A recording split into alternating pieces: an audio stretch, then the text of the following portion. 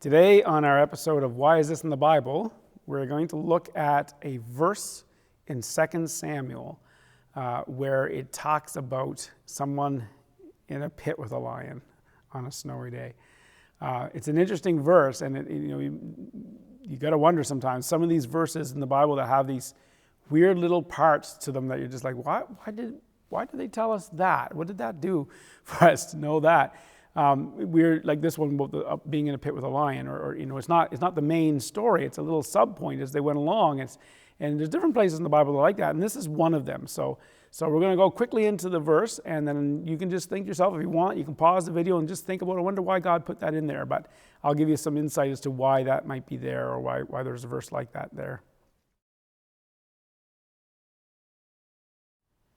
Then Benaiah, the son of Jehoiada, the son of a valiant man of Kabzeel, who had done mighty deeds, killed the two sons of Ariel of Moab.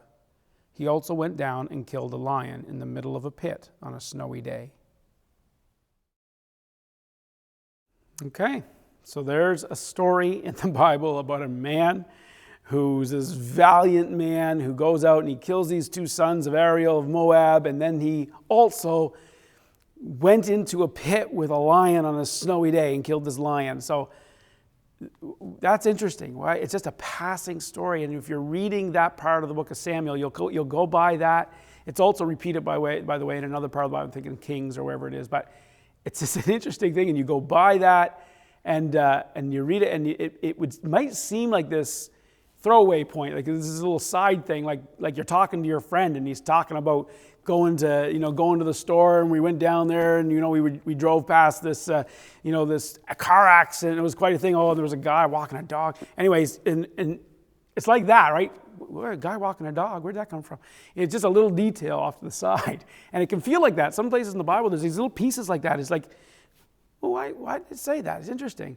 One of the ones that I find most amusing is actually in the creation story, where God is telling us about the creation of the earth, or the creation of the world, and on that day he made the sun and the moon, and he made the stars also, and it goes on, like he made the universe, the stars, like this is a little detail on the side. And yet it's not just a little detail on the side. He made the stars also was quite a statement.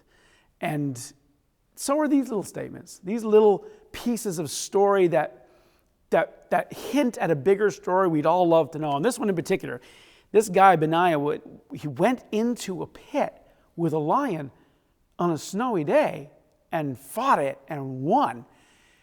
That's a story I'd like to know. Like, wouldn't it be interesting to know more to that? Why did God put that in there? So it's like a hook without a rest of a story.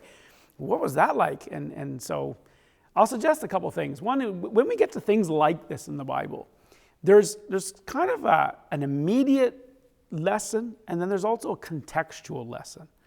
And the idea there is that a story like this is in and of itself interesting, and there may be some things we can glean from this that are valuable to learn, and insights perhaps into things of God that we can maybe glean out of this if we take some time and meditate on it and learn from it.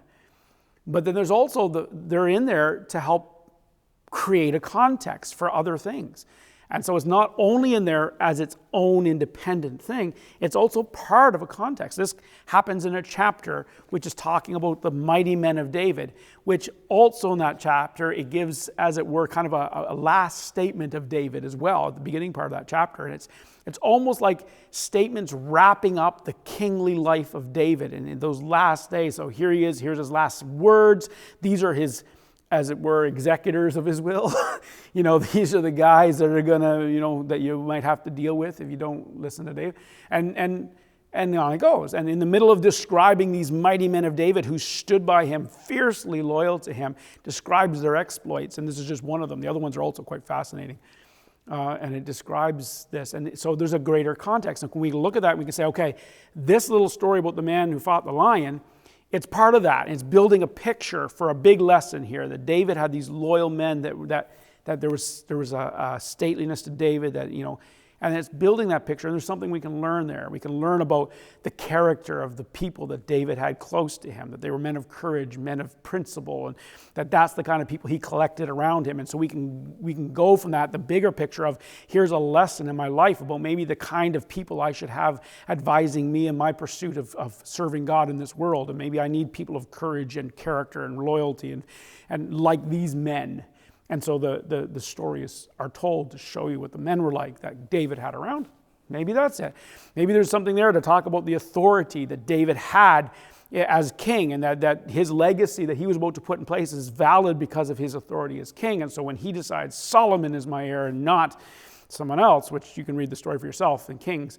But anyways, as that decision is made, perhaps this kind of a thing is there to help us remember, this is the warrior king, David.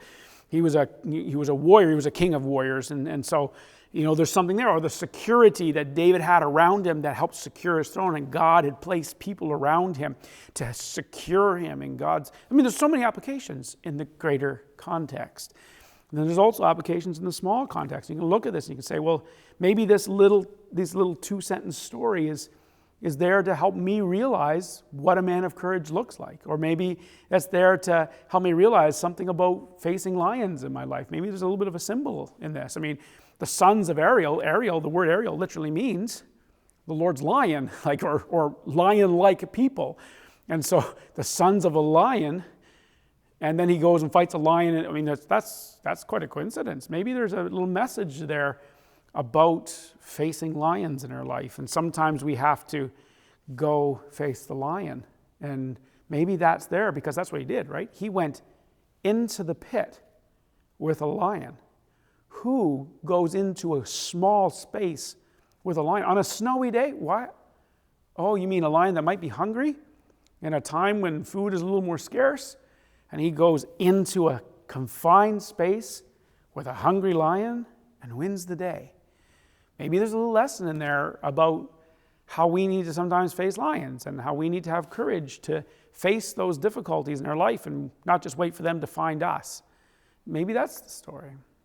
I suggest perhaps it is a little bit of the story at least. At any rate, when you're reading a verse like this one, and that I would suggest those are some of the reasons why that one's there. But in other places too in the Bible, remember to consider the detail or the story that's small, but also the context. And you'll get a lot more out of your Bible reading.